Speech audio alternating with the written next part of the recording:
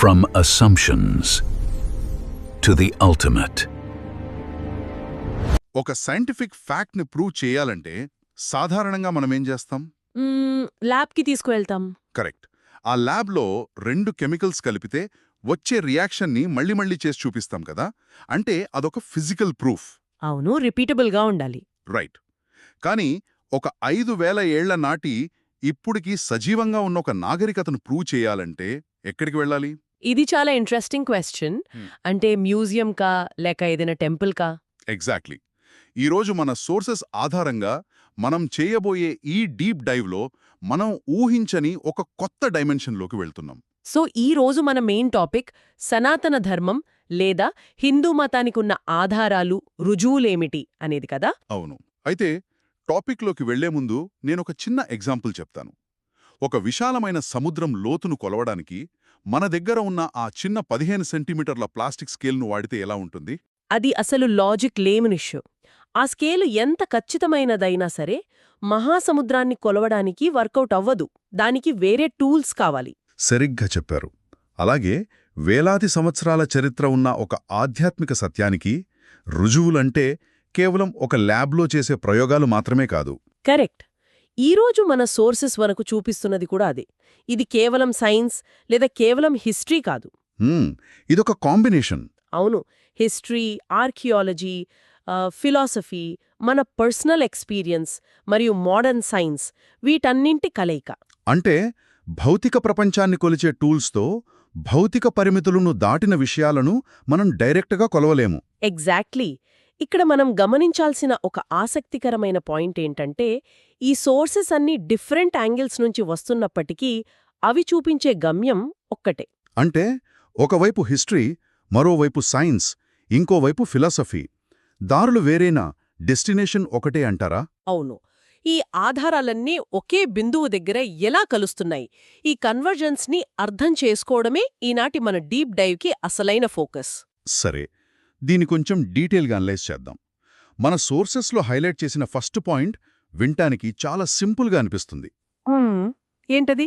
ఈ సంప్రదాయం యొక్క మనుగడే, అంటే అది ఇప్పటికీ బతికి ఉండటమే దానికి మొదటి ప్రూఫ్ అని. వావ్, ఇది చాలా పవర్ఫుల్ స్టేట్మెంట్. అవును, ఎందుకంటే హిందూ మతం అనేది చరిత్ర పుస్తకాలలో ఉండిపోయిన ఒక ఫాజిల్ కాదు గదా. కరెక్ట్, ఇదొక డెడ్ రిలీజన్ కాదు. ఎగ్జాక్ట్లీ. ఇది వేలాది సంవత్సరాలుగా కంటిన్యూ అవుతున్న ఒక లివింగ్ ట్రెడిషన్. ఒక ఆలోచనా విధానం లేదా జీవన విధానం ఇన్ని వేల సంవత్సరాల పాటు నిలబడిందంటే మాటలు కాదు కదా. అవును, ఎన్నో చారిత్రక ఒడిదుడుకులు, ఎన్నో దాడులు, వాటన్నిటినీ తట్టుకుని నిలబడిందంటే దాని ఫౌండేషన్స్లో ఎంతటి స్ట్రాంగ్ లాజిక్ ఉందో మనం అర్థం చేసుకోవచ్చు. ఇది కేవలం ఒక పాత అలవాటు కాదు. గురుశిష్య పరంపర ద్వారా కంటిన్యూ అవుతున్న నాలెడ్జ్. అవును, ఒక తరం నుండి మరొక తరానికి చాలా సిస్టమాటిక్గా ట్రాన్స్ఫర్ అవుతూ వస్తోంది. జనరేషన్స్కి ట్రాన్స్ఫర్ అవడం అనగానే నాకొక ఇంట్రెస్టింగ్ విషయం గుర్తొస్తోంది. ఏంటది? మనం చిన్నప్పుడు టెలిఫోన్ గేమ్ ఆడేవాళ్ళం కదా. అవునవును, 10 మంది వరుసగా కూర్చుని ఆడే గేమ్. రైట్. మొదటి వ్యక్తి ఒక మాటను రెండవ వ్యక్తి చెవిలో చెబితే అది 10వ వ్యక్తి దగ్గరికి వెళ్లేసరికి ఏమవుతుంది? అది పూర్తిగా మారిపోయి సంబంధం లేని ఒక ఫన్నీ సెంటెన్స్లా తయారవుతుంది. ఎగ్జాక్ట్లీ. కేవలం 5 నిమిషాల్లో 10 మంది మధ్యనే ఆ ఇన్ఫర్మేషన్ అంతలా డిస్టర్బ్ అవుతుంది. నిజమే. అలాంటిది మానవ చరిత్రలోనే అత్యంత పురాతనమైన గ్రంథాలుగా భావించే వేదాలను ఆ ప్రాచీనులు ఏ రికార్డింగ్ డివైసెస్ లేకుండా కేవలం నోటి ద్వారా ఎలా సేవ్ చేశారు? వేలేళ్లుగా కేవలం నోటితో కంటిన్యూ చేయడమంటే మామూలు విషయం కాదు. అదే కదా. ఇది అసలు ప్రాక్టికల్గా ఎలా పాసిబుల్ అయింది? ఆ టెలిఫోన్ గేమ్ అనాలజీ ఇక్కడ పర్ఫెక్ట్గా సూట్ అవుతుంది. ఎందుకంటే వేదాల మౌఖిక బదిలీకి ఆ ఆటకున్న తేడా తెలిస్తే ఎవరైనా ఆశ్చర్యపోవాల్సిందే. అంటే వాళ్ళు అందులో ఏదైనా స్పెషల్ టెక్నిక్ వాడారా? అవును, వాళ్ళు ఆ గ్రంథాలను కేవలం బట్టిపట్టలేదు. అంటే బ్లైండ్గా మెమరైజ్ చెయ్యలేదు. మోడర్న్ లింగ్విస్టిక్స్ మరియు ఫోనెటిక్ స్టడీస్ ఏం చెప్తున్నాయంటే వాళ్ళొక ఖచ్చితమైన మ్యాథమెటికల్ సిస్టమ్ని వాడారు. మ్యాథమెటికల్ సిస్టమా? సౌండ్స్కి కూడానా? అవును, దీని మనం ఈనాటి మోడర్న్ టర్మినాలజీలో చెప్పాలంటే ఓరల్ బ్లాక్ చైన్ అనొచ్చు. ఒక్క నిమిషం, ఓరల్ బ్లాక్ చైనా? వినడానికి చాలా ఇంట్రెస్టింగ్గా ఉంది. అసలు ఇది ఎలా పనిచేస్తుంది?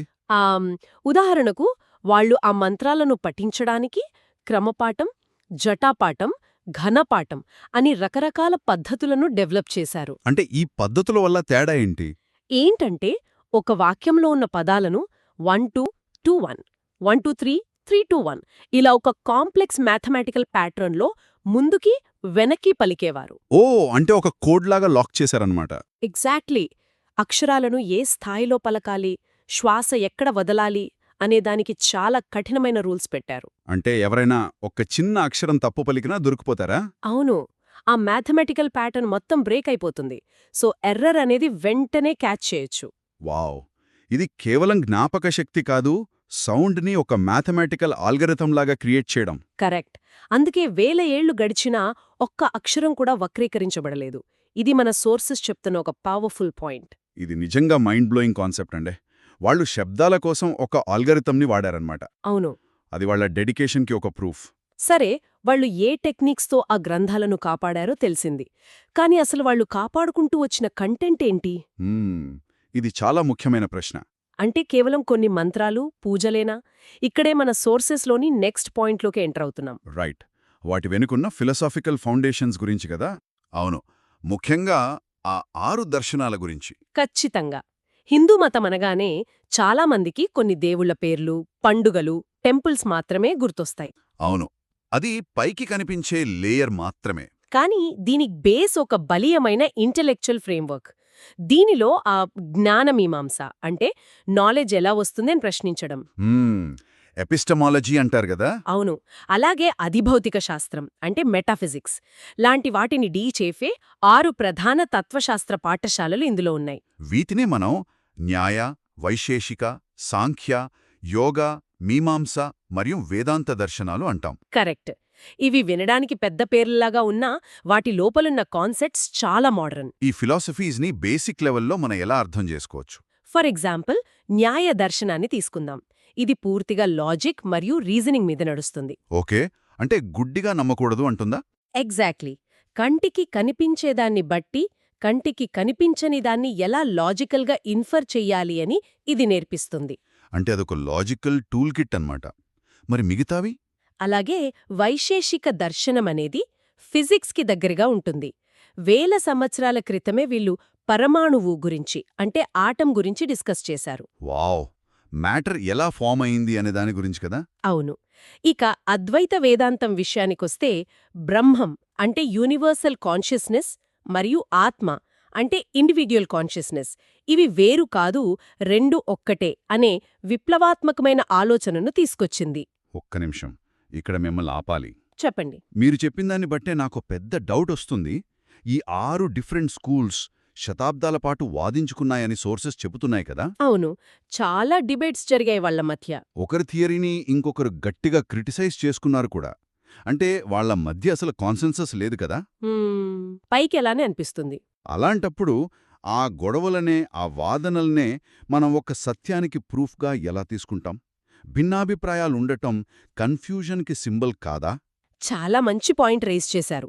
కానీ ఇక్కడే మనం ఆలోచించే విధానాన్ని కొంచెం మార్చుకోవాలి. ఎలా? ఒక సిస్టంలో వాదనలు, భిన్నాభిప్రాయాలు ఉన్నాయంటే దాని అర్థం ఆ సిస్టంలో విపరీతమైన ఇంటలెక్చువల్ ఫ్రీడమ్ ఉందని. అంటే ఒకరినొకరు క్వశ్చన్ చేసుకోవచ్చు అంటారా? ఎగ్జాక్ట్లీ. ఇది నేను చెప్పిన బుక్ చదువు, అందులో ఉన్నది మాత్రమే నమ్ము, లేదంటే శిక్ష తప్పదు అని భయపెట్టే సిస్టమ్ కాదు. రైట్, డాగ్మాటిక్ కాదు. అవును. సత్యం అనే ఒకే పర్వతాన్ని ఎక్కడానికున్న 6 డిఫరెంట్ పాత్స్ లాంటివి ఈ దర్శనాలు. ఈ క్వశ్చన్ చేయడాన్ని, లాజిక్ని ఎంకరేజ్ చేయటం వల్లనే ఈ థాట్ ప్రాసెస్ ఇంత స్ట్రాంగ్గా తయారైంది. ఆహా, అంటే ఇదొక ఓపెన్ సోర్స్ డెవలప్మెంట్ లాంటిదన్నమాట. ఎవరైనా వచ్చి లాజికల్గా తమ పాయింట్ని ప్రూఫ్ చేసుకోవచ్చు, అప్డేట్ చేసుకోవచ్చు. Super point. Open source analogy perfect ఇక్కడ. అంతేకాదు, ఈ దర్శనాలు కేవలం థీరీస్ కాదు, మనిషి డైలీ లైఫ్కి కూడా కనెక్ట్ అవుతాయి. డైలీ లైఫ్కి ఎలా కనెక్ట్ అవుతాయి? ఉదాహరణకు, కర్మ అనే కాన్సెప్ట్ తీసుకుందాం. ఈరోజుకి కూడా మనం మంచివాళ్లకెందుకు చెడు జరుగుతుంది అని ఫీల్ అవుతుంటాం కదా? అవును, ప్రతి ఒక్కరూ లైఫ్లో ఎప్పుడో ఒకసారి అడిగే ప్రశ్న ఇది. ఈ హ్యూమన్ సఫరింగ్ని అర్థం చేసుకోవడానికి మన యాక్షన్స్కి మరియు వాటి కాన్సిక్వెన్సెస్కి మధ్య ఉన్న లాజికల్ లింక్ని కర్మ సిద్ధాంతం చాలా క్లియర్గా ఎక్స్ప్లెయిన్ చేసింది. అంటే నేను చేసిన దానికి నాదే రెస్పాన్సిబిలిటీ అని చెప్పడం. అవును. ఇదొక ఎమోషనల్ సపోర్ట్ మాత్రమే కాదు, ఇదొక ప్రాక్టికల్ లాజికల్ ఫ్రేమ్వర్క్ కూడా. That makes sense. ఇంటలెక్చువల్గా వాళ్ళ ఫౌండేషన్స్ చాలా స్ట్రాంగ్ అని అర్థమైంది. హ్మ్, కానీ ఆ ప్రాచీన ఋషులు తమ మేధస్సుతో కనుగొన్న ఈ థియరీస్ ప్రాక్టికల్గా మోడర్న్ సైన్స్తో ఎంతవరకు మ్యాచ్ అవుతున్నాయి? మన నెక్స్ట్ పాయింట్ ఆఫ్ డిస్కషన్ ఇదే. అవును. ఈ కాన్సెప్చువల్ అలైన్మెంట్స్ నిజంగానే చాలా ఆశ్చర్యం కలిగిస్తాయి. మోడర్న్ సైన్స్కి ఈ ఏన్షియంట్ టెక్స్ట్కి మధ్య ఉన్న సిమిలారిటీస్ చాలా ఇంట్రెస్టింగ్గా ఉంటాయి కదా? ఖచ్చితంగా. ఇవి నేటి సైన్స్ ఫార్ములాల్లాగా ఈక్వేషన్స్ రూపంలో లేకపోవచ్చు. అవును, వాళ్ళు ఈక్వల్ టు MC² లాంటివి రాయలేదు. రైట్. కానీ వాటి వెనుక ఉన్న థాట్ ప్రాసెస్ మోడర్న్ సైన్స్కి చాలా చాలా దగ్గరగా ఉంటుంది. ఫర్ ఎగ్జాంపుల్, టైమ్ సైకిల్స్ని తీసుకుందాం. కల్పాలు, యుగాలు అంటారు, అవే కదా? అవును. యూనివర్స్ వయస్సు గురించి హిందూ గ్రంథాలు కల్పాలు, యుగాలు అంటూ బిలియన్ల సంవత్సరాల కాలాన్ని సూచించాయి. అది నిజంగా గ్రేట్. ఎందుకంటే మిగతా చాలా కల్చర్స్లో యూనివర్స్ వయస్సు కేవలం కొన్ని వేల సంవత్సరాలు మాత్రమే అని నమ్మేవాళ్ళు. ఎగ్జాక్ట్లీ. కానీ నేటి మోడర్న్ ఆస్ట్రోనామీ కూడా మన యూనివర్స్ వయస్సును బిలియన్ల సంవత్సరాలలోనే లెక్కిస్తోంది. ఆ స్కేల్ని వాళ్ళు ముందే ఊహించారు. అలాగే విశ్వం ఎలా పనిచేస్తుంది అనే దానిపై ఆసిలేటింగ్ యూనివర్స్ అనే ఒక మోడర్న్ సైంటిఫిక్ మోడల్ ఉంది. ఆసిలేటింగ్ యూనివర్స్ అంటే ఎక్స్పాండ్ అవడమా? అవును. అంటే విశ్వం వ్యాకోచిస్తుంది, మళ్లీ సంకోచిస్తుంది, మళ్లీ బిగ్ బ్యాంగ్ వస్తుంది అని సైంటిస్టులు చెప్తున్నారు. వావ్! ఇది మనవాళ్లు చెప్పే సృష్టి, స్థితి, లయలు అనే సైకిల్తో ఎగ్జాక్ట్గా మ్యాచ్ అవుతుంది కదా? 100%. అంతేకాదు, మ్యాథమెటిక్స్లో చూస్తే 0 అంటే 0 మరియు డెసిమల్ సిస్టమ్ ప్రాచీన భారతదేశం నుంచి వచ్చినవే అని మనందరికీ తెలుసు. రైట్. ఆ 0 అనేది కేవలం ఒక నంబర్ మాత్రమే కాదు కదా? కాదు, అది శూన్యం అనే ఒక లోతైన ఫిలసాఫికల్ థాట్ నుండి పుట్టిన ఒక అద్భుతమైన టూల్. ఆర్యభట్ట, బ్రహ్మగుప్త, భాస్కరాచార్య లాంటి వాళ్లు చేసిన ఆల్జీబ్రా, ట్రిగనోమెట్రీ వర్క్ వల్లే నేటి మోడర్న్ సైన్స్కి అసలు పునాదులు పడ్డాయి. నిజంగా అద్భుతం. అయితే వీటన్నింటికంటే నా మైండ్ బ్లో చేసిన కాన్సెప్ట్ ఇంకొకటి ఉంది మన సోర్సెస్లో. ఏదది? అదే మాయా మరియు క్వాంటమ్ ఫిజిక్స్కి మధ్య ఉన్న సిమిలారిటీ. ఇది చాలా ఆసక్తికరం. అవును, ఇది చాలామందికి త్వరగా అర్థం కాని ఒక కాన్సెప్ట్ కూడా. అంటే హిందూ ఫిలాసఫీలో భౌతిక ప్రపంచాన్ని మాయా అంటారు కదా? చాలామంది దీన్ని అర్థం ఈ ప్రపంచమంతా అబద్ధం, ఫేక్ అనుకుంటారు. ఎగ్జాక్ట్లీ.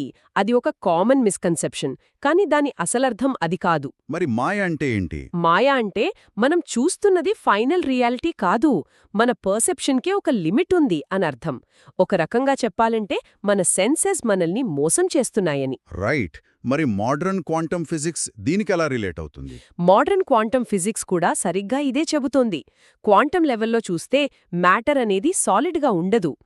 అదంతా కేవలం ప్రాబబిలిటీస్ మరియు ఎనర్జీ ఫీల్డ్స్ మాత్రమే అని సైంటిస్టులు ప్రూవ్ చేశారు. ఈ పాయింట్ని ఇంకొంచెం క్లియర్గా అర్థం చేసుకోవడానికి నేను ఒక ఎగ్జాంపుల్ చెప్తాను. షూర్, చెప్పండి. మనం వాడుతున్న ఒక చెక్క టేబుల్ని తీసుకుందాం. మన కళ్ళకది చాలా సాలిడ్గా, గట్టిగా కనిపిస్తుంది. అవును. దాన్ని కొడితే సౌండ్ వస్తుంది. కరెక్ట్. కానీ అదే టేబుల్ని ఒక క్వాంటమ్ మైక్రోస్కోప్ కింద పెట్టి చూస్తే ఎలా ఉంటుంది? అందులో ఉన్న యాటమ్స్ మధ్య 99.9% అంతా ఎంప్టీ స్పేస్ మాత్రమే ఉంటుంది. కరెక్ట్. ఆ యాటమ్స్ కూడా ఒకే దగ్గర ఉండవు. అవును, ఆ యాటమ్స్ అన్నీ కేవలం వైబ్రేట్ అవుతున్న ఎనర్జీ మాత్రమే. అంటే ఆ టేబుల్ సాలిడ్గా ఉంది అనుకోవడం మన కళ్ళు మనకు చేస్తున్న మోసం. అదే ఇల్యూషన్. ఎగ్జాక్ట్లీ, అదొక ఇల్యూషన్. సరిగ్గా ఇదే విషయాన్ని ఆ ప్రాచీన ఋషులు తమ ఫిలసాఫికల్ టెలిస్కోప్ ద్వారా ముందే చూశారు కదా? ఇది నిజంగా మైండ్ బ్లోయింగ్. చాలా వండర్ఫుల్ అనాలజీ అండి. మోడర్న్ సైంటిస్టులు అంత ఖరీదైన మైక్రోస్కోప్స్తో చూస్తున్న రియాలిటీని వాళ్ళు డీప్ మెడిటేషన్ స్టేట్లో కేవలం తమ కాన్షియస్నెస్ ద్వారానే అబ్జర్వ్ చేయగలిగారు. మనస్సు అనే మైక్రోస్కోప్తో చూశారన్నమాట. అవును. ఫిజిక్స్ ప్రకారం ఈక్వేషన్స్ రాయకపోయినా ఈ యూనివర్స్ యొక్క బేసిక్ నేచర్ని వాళ్ళు క్వాంటమ్ ఫిజిక్స్ కంటే ముందే ఎంత యాక్యురేట్గా క్యాచ్ చేశారో ఇది మనకు క్లియర్గా చూపిస్తోంది. థియరీస్, ఫిలాసఫీస్, క్వాంటమ్ ఫిజిక్స్ ఇదంతా వినడానికి చాలా బాగుంది. కానీ గాల్లో తేలుతున్న ఈ థియరీల గురించి కాకుండా కొంచెం గ్రౌండ్ రియాలిటీకి వద్దాం. ఓకే. ఈ హిస్టరీకి, పురాణాలకు ఫిజికల్గా నేల మీద దొరికిన ఆధారాలేంటి? ఇక్కడే మనం ఆర్కియాలజీ మరియు హిస్టరీని టచ్ చేయాలి. రైట్. ఆర్కియాలజీ అనేది ఎప్పుడూ ఒక పజల్ లాంటిది కదా. మన సోర్సెస్ కూడా సింధు లోయ నాగరికత, ముఖ్యంగా క్రీస్తు పూర్వం 2500, 1700 నాటి హరప్పా సైట్స్లో జరిగిన తవ్వకాలను ఒక ప్రూఫ్గా చూపిస్తున్నాయి. అక్కడ దొరికిన ఆర్టిఫాక్ట్స్ చాలా ఇంట్రెస్టింగ్ కథను చెబుతున్నాయి కదా. అవును, చాలా ఎవిడెన్సెస్ దొరికాయి. అక్కడ యోగముద్రలో కూర్చున్న ఒక ఫిగర్ దొరికింది. దాన్ని హిస్టోరియన్స్ ప్రోటోశివ పశుపతి అంటున్నారు. అవును, పశుపతి సీల్ అంటారు కదా. ఎగ్జాక్ట్లీ. అలాగే శివలింగాన్ని పోలిన స్ట్రక్చర్స్, ఆవులు మరియు ఎద్దుల పట్ల ఉన్న రెస్పెక్ట్, ఇంకా ప్యూరిటీని సూచించే సామూహిక స్నానఘట్టాలు, ఇవన్నీ అక్కడ కనిపించాయి. అవును, ఇవన్నీ మన మోడర్న్ ఆచారాలకు చాలా దగ్గరగా ఉంటాయి. అంతేకాదు, కంబోడియాలోని యాంకోర్ వాట్ లాంటి భారీ టెంపుల్స్, వాటి గోడల మీద ఉన్న రామాయణ మహాభారత శిల్పాలు ఫిజికల్ ప్రూఫ్స్గా ఉన్నాయి. నిజమే, అవన్నీ ఒక అద్భుతమైన హిస్టారికల్ రికార్డ్స్. కానీ హోల్డాన్, ఇక్కడే నేనొక పెద్ద క్వశ్చన్ అడగాలి. అడగండి. ఈ సింధులోయ నాగరికతకు మోడర్న్ హిందూ మతానికి మధ్య డైరెక్ట్ కనెక్షన్ ఉందని చాలామంది అంటారు. కానీ హిస్టారియన్స్ మధ్య దీనిపైన ఒక పెద్ద వార్ నడుస్తుంది కదా. అవును, దీని మీద డిబేట్స్ ఉన్నాయి. అక్కడ దొరికిన ముద్రల స్క్రిప్ట్ని మనం ఇప్పటికీ పూర్తిగా డీకోడ్ చేయలేదు. కొందరు అకాడమిక్స్ ఆ డైరెక్ట్ కంటిన్యూటీని అసలు యాక్సెప్ట్ చేయరు కదా. అలాంటప్పుడు ఇలాంటి ఒక కాంట్రవర్షియల్ డిబేట్ని మనం ప్రూఫ్గా ఎలా కన్సిడర్ చేస్తాం? ఇది నిజంగా చాలా వ్యాలిడ్ అబ్జర్వేషన్ అండి. హిస్టోరియన్స్ మధ్య ఉన్న ఆ డిబేట్ అనేది ఫ్యాక్టే. మనం దాన్ని పక్కన పెట్టలేము. వాళ్ల వ్యూ పాయింట్స్ని కూడా మనం రెస్పెక్ట్ చేయాలి. మరి సోర్సెస్ దీన్ని ఎలా అనలైజ్ చేస్తున్నాయి? పాలిటిక్స్ వల్లనో, వాతావరణ మార్పుల వల్లనో ఆ హరప్పా సిటీస్ కొలాప్స్ అయ్యుండొచ్చు. కాని అక్కడ వాడిన సింబల్స్, అంటే ఆ యోగముద్ర, ఆ పశుపతి ఫిగర్, ఆ స్నానపు ఆచారాలు, ఆ సింబల్స్ కంటిన్యూ అయ్యాయంటారా? అవును, ఇవన్నీ సడన్గా వేరే దేశం నుంచి ఊడిపడినవి కావు కదా. ఆ సింబాలిజం అనేది ఆ ఇండియన్ సబ్కాంటినెంట్ నేలలో, ఆ మట్టిలో కొన్ని వేల ఏళ్లుగా ఎలా రూట్స్ వేసుకుని ఉందో ఈ ఆధారాలు స్పష్టంగా చూపిస్తున్నాయి. ఓ, అంటే డైరెక్ట్ పొలిటికల్ కంటిన్యూటీ లేకపోయినా కల్చరల్ కంటిన్యూటీ ఉంది అని. ఎగ్జాక్ట్లీ. పొలిటికల్ పవర్స్ మారినా ఆ బేసిక్ కల్చరల్ ఫ్యాబ్రిక్ అనేది బ్రేక్ కాలేదు. దీనికి తోడు మనకు దొరికిన వేలాది శిలాశాసనాలు, రాగిరేకులు, ఇవన్నీ మన ఇతిహాసాలు కేవలం ఎవరో కూచుని రాసిన ఫిక్షన్ స్టోరీస్ కాదని ప్రూవ్ చేస్తున్నాయి. వాటికొక స్ట్రాంగ్ జియోగ్రఫికల్, హిస్టారికల్ బ్యాక్గ్రౌండ్ ఉందని. కరెక్ట్. అవి ఎక్కడ జరిగాయో, ఏ నదుల దగ్గర జరిగాయో, ఆ జాగ్రఫీ అంతా చాలా క్లియర్గా మ్యాచ్ అవుతోంది. ఓకే, అంటే రాజవంశాలు మారినా ఆ థాట్ ప్రాసెస్ మరియు ఆచారాలు ఆ నేలలో అలా కంటిన్యూ అవుతూనే వచ్చాయన్నమాట. సరే, ఇప్పుడుదాకా మనం సైన్స్, హిస్టరీ, ఆర్కియాలజీ లాంటి ఎక్స్టర్నల్ ప్రూఫ్స్ గురించి మాట్లాడాం. రైట్, బయట దొరికే ఆధారాలు. కానీ ఒక మనిషి జీవితానికి సంబంధించినంత వరకు దేనికైనా బిగ్గెస్ట్ ప్రూఫ్ ఏంటంటే అది నా లైఫ్లో పనిచేస్తోందా లేదా అన్నదే కదా. 100% కరెక్ట్. ఇక్కడే మన చివరి పాయింట్ వస్తోంది. అదే ఎక్స్పీరియన్షియల్ ప్రూఫ్స్, అంటే మనిషి తన సొంత అనుభవంతో తెలుసుకునే రుజువులు. ఫైనల్గా ఎవరికైనా కావాల్సింది అదే కదా. ఒక ఫిలాసఫీ ఎన్ని పుస్తకాలలో ఉన్నా, అది ఎంత లాజికల్గా ఉన్నా, రియల్ లైఫ్లో అది వర్కౌట్ అవ్వకపోతే దానికి ప్రాక్టికల్ వాల్యూ ఉండదు. ఖచ్చితంగా. యోగా, ధ్యానం, భక్తియోగ సాధన అనేది ఈరోజు ప్రపంచవ్యాప్తంగా మిలియన్ల మంది ఫాలో అవుతున్నారు. దీని ద్వారా వాళ్లు పొందుతున్న ఆ మెంటల్ క్లారిటీ, ఇన్నర్ పీస్, ఇవి ఏ ల్యాబ్లోనూ టెస్ట్ చేసి ఇచ్చేవి కాదు కదా. అవును, ఇవి బయట ఎక్కడ కొనుక్కునేవి కావు. ఒక వ్యక్తి ప్రాక్టీస్ చేస్తే అతనికి కలిగే పర్సనల్ ఎక్స్పీరియన్సే దీనికి అతిపెద్ద ప్రూఫ్. వావ్! అంటే ఈ హోల్ ప్రాసెస్లో అంతిమ ప్రయోగశాల, ఆ అల్టిమేట్ ల్యాబ్ అనేది బయటెక్కడో లేదు. మనిషి యొక్క సొంత మనసు, శరీరమే అసలైన ల్యాబ్ అనమాట. అబ్సల్యూట్లీ. మన ముందే చెప్పుకున్న దర్శనాలు కూడా చెప్పింది ఇదే కదా, సత్యాన్ని మీరే ప్రాక్టికల్గా టెస్ట్ చేసుకోవచ్చు అని. ఎగ్జాక్ట్లీ. దీనికి హిస్టరీ ఆసాంతం మనకు లైవ్ ఎగ్జాంపుల్స్ కనిపిస్తాయి. సిద్ధులు, గురువులు, వీళ్లంతా కేవలం పుస్తకాలు చదివి లెక్చర్స్ ఇచ్చినవాళ్లు కాదు. వాళ్ళు ప్రాక్టీస్ చేసి చూపించారు. అవును, వాళ్ళు ఆ సత్యాలను తమ జీవితాల్లో ఆచరించి, ఎక్స్పీరియన్స్ చేసి చూపించినవాళ్లు. వాళ్ల లైఫ్ స్టైల్, వాళ్లు సొసైటీకిచ్చిన కాంట్రిబ్యూషన్, ఈ మార్గాల ప్రాక్టికాలిటీకి సజీవ సాక్ష్యాలుగా నిలుస్తాయి. ఇదంతా వింటుంటే ఫస్ట్లో మనం మాట్లాడుకున్న పాయింట్కి ఒక పర్ఫెక్ట్ కంక్లూషన్ దొరికినట్లు అనిపిస్తుంది నాకు. ఆ సముద్రపు లోతును కొలవడం గురించి కదా. అవును, సనాతన ధర్మం లేదా హిందూ మతం అనేది ఇదిగో ఈ ఒక్క పుస్తకమే ప్రూఫ్ లేదా ఈ ఒక్క ప్లేస్ మాత్రమే ప్రూఫ్ అని చెప్పే సిస్టమ్ కాదు. ఇదొక హోలిస్టిక్ కన్వర్జెన్స్. కరెక్ట్, అన్ని డైమెన్షన్స్ని కవర్ చేస్తోంది. అంటే వేలాది ఏళ్లుగా ఒక ఆల్గోరిథం లాగా రన్ అవుతున్న ఓరల్ ట్రెడిషన్, లాజిక్ని బేస్ చేసుకున్న 6 దర్శనాలు, మోడర్న్ క్వాంటమ్ ఫిజిక్స్తో మ్యాచ్ అయ్యే కాన్సెప్ట్స్, ఆర్కియాలజీలో దొరుకుతున్న హిస్టారికల్ రూట్స్ మరియు ఫైనల్గా మనిషి సొంత అనుభవం, ఇవన్నీ కలిస్తేనే ఆ మహాసముద్రాన్ని కొలవడానికి కావలసిన ఆ అసలైన స్కేలు తయారవుతుంది కదా. నిజంగా మీరు చెప్పిన ఈ కంక్లూజన్ చాలా కాంప్రహెన్సివ్గా ఉంది. అయితే ఇది మనల్ని ఒక చాలా ఇంపార్టెంట్, కొంచెం ప్రొవోకేటివ్ అయిన ఒక థాట్ దగ్గర కూడా నిలబెడుతోంది. అవునా? అదేంటో చెప్పండి. ఒక్కసారి ఆలోచించండి.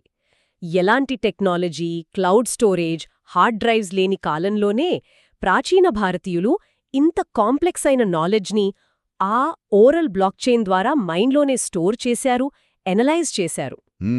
అవును, అది గ్రేట్. కానీ ప్రస్తుతం మనం ఒక చిన్న ఫోన్ నెంబర్ గుర్తుపెట్టుకోవడానికి కూడా డివైజెస్ మీద డిపెండ్ అవుతున్నాం. మనం టెక్నాలజీ వైపు ఇంతగా వెళ్తూ హ్యూమన్ బ్రెయిన్కి ఉన్న ఆ ఒరిజినల్ పవర్ని ఎక్కడో మర్చిపోతున్నామా? ఇది నిజంగా భయపెట్టే ఫ్యాక్ట్ అండి. మన బ్రెయిన్ కెపాసిటీని మనం అండర్ ఎస్టిమేట్ చేస్తున్నామేమో అనిపిస్తోంది. దానికి తోడు ఈ రోజు ఇంటర్నెట్లో మనకు ఇన్ఫర్మేషన్ ఓవర్లోడ్ అయిపోయింది.